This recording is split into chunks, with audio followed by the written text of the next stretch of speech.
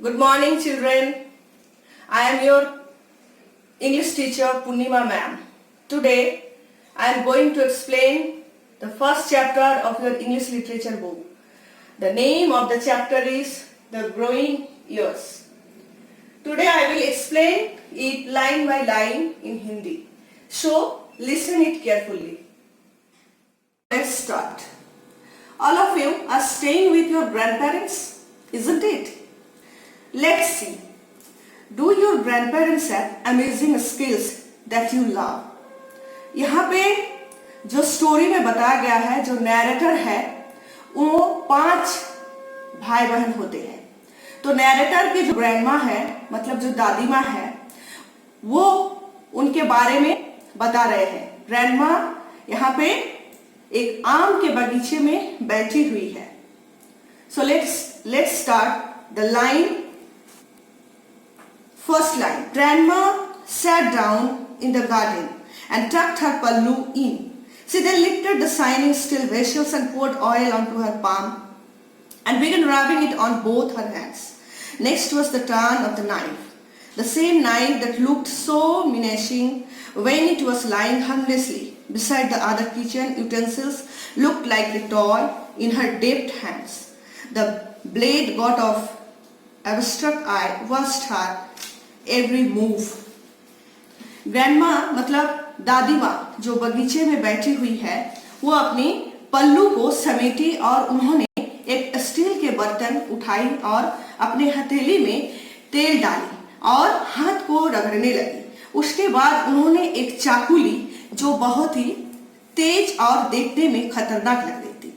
दादी माँ ऐसे भी चाकू से काटने में निपुण थी, फिर भी उन्होंने चाकू को हाथ में लिए बार बार आंखों को घुमाते हुए घूर घूर के देख रही थी। Turning to me, the eldest, she said, "Come, show me your palms." उसके बाद उन्होंने मेरी तरफ देखी, क्योंकि वहां पर 5 भाई बहनों में से जो नैरेटर थे वो सबसे बड़े थे। तो दादी माँ उनके तरफ देखी और बोली, आओ दिखाओ तुम्हारा हाथ। I was dumbstruck. I couldn't believe I was going to be a part of this. At an age of 10, that was an honor indeed. I suddenly felt grown up and ready to take on the world. One whole week of eagerness and impatience had finally led us here in that little room near the well. 1 week of non-stop questions and doubts on when the right time was to cut the giant mango that uncle had carried home one evening from the fields. मैं हक्का बक्का रह गया और मुझे विश्वास ही नहीं हो रहा था कि मैं 10 साल की एज में यह सम्मान मिला। मुझे यह महसूस कराया कि मैं अब बड़ा हो गया हूँ और मुझे सभी जिम्मेदारियां निभाने चाहिए। नैरेटर का ये छोटा सा रूम था जहां वो रहते थे, उसके पास ही एक कुएं भी थे। एक दिन चाचा जी शाम को एक बहुत बड़ा आम के बगीचे से एक बड़ा सा आम लेके आए। You don't get to see grandma cut a mango every day now, do you? She made me squat facing her and asked me to hold the mango steady. I was nervous. तुम लोग रोज नहीं देख पाते हो कि दादी माँ तुम लोगों के लिए कैसे आम काटती है। दादी माँ ने मेरी तरफ मतलब नैरेटर की तरफ अपने मुंह झुकाते हुए बोली, क्या अभी देखोगे? और फिर उन्होंने कहा, आम को मेरे हाथ में दिया और ठीक से पकड़ने के लिए बोली, लेकिन मैं घबरा गया। What if I moved? Wouldn't the knife find me instead of the mango? What if my legs can't take all the squatting and I slip? What if the oil makes my hands lose their grip? While these questions were kicking up a storm in my little head, the biggest of them all came up. What if I lose control and grandma gets hurt? फिर भी मैं आम को मेरे दोनों हाथों से ऐसे करके पकड़ा ताकि वो मेरे हाथों से फिसल न जाए। इसलिए मैंने पूरी ताकत लगा दिया, क्योंकि मेरे हाथों में पहले से ही तेल लगा हुआ था, जिसे दादी माँ ने लगाई। और इस तरह मैं आम को ऐसे पकड़ा ताकि वो ताकि वो मेरे हाथ में बहुत छूट ना जाए, दादी माँ को बुरा ना लगे। I think she read my mind that day, लेकिन शायद दादी माँ मेरे बात को पहले ही पढ़ ली थी जो मैं अब तक सोच रहा था। She looked me in the eye and said, now don't be scared, just hold it away. I saw you and it will be fine. Hold it here like this. And she showed me how to hold the giant mango that probably weighed as much as I did.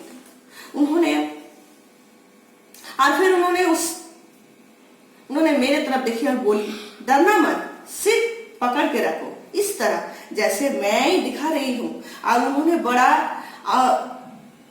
और भारी आम को कैसे पकड़ना है वो सिखाया। The knife slashed through the coarse skin as if it were slicing through butter, not a big surprise since it was Grandpa who had sharpened that knife a little while ago. She let the knife go through till the end of the fruit and then used her hands and split it wide open. The fragrance of mango was all around us. It was a bright yellow and looked absolutely delicious. 5 pairs of greedy eyes, 5 pairs of little hands waiting to be loose on what ripe juicy fruit. और फिर उन्होंने उस तेज चाकू से पहले आम के मोटे छिलके को काटे और फिर बटर के स्लाइस जैसे उस आम को टुकड़े टुकड़े किए। चाकू इतनी तेज थी कि आम के स्लाइस होने में देर नहीं लगी, क्योंकि दादाजी ने कुछ ही दिनों ये उस चाकू को तेज किए थे। और इस तरह जैसे आम को स्लाइस काटते गए उसका सुगंध भी आने लगे। ये गहरा पीला रंग का दिख रहा था। 5 जोड़ा लालची आंखें और हाथ उस पका रसीला फल को लेने के लिए इंतजार कर रहा था। Can you eat, Amma? Can you eat? Now, please, my young sister said. Can I take this big one here? My young brother said. क्या मैं खा सकता हूँ अम्मा? अभी प्लीज, मेरी छोटी बहन बोली। क्या मैं यह बड़ा वाला ले सकता हूँ? मेरा छोटा भाई बोला। Why should I get the big one, Amma? He poked my eye today. You shouldn't even give him anything, I said to my grandma. We made a racket like only kids can, but not once did our hands go near the mango. There were some unsaid rules in my grandma's house, and we knew them.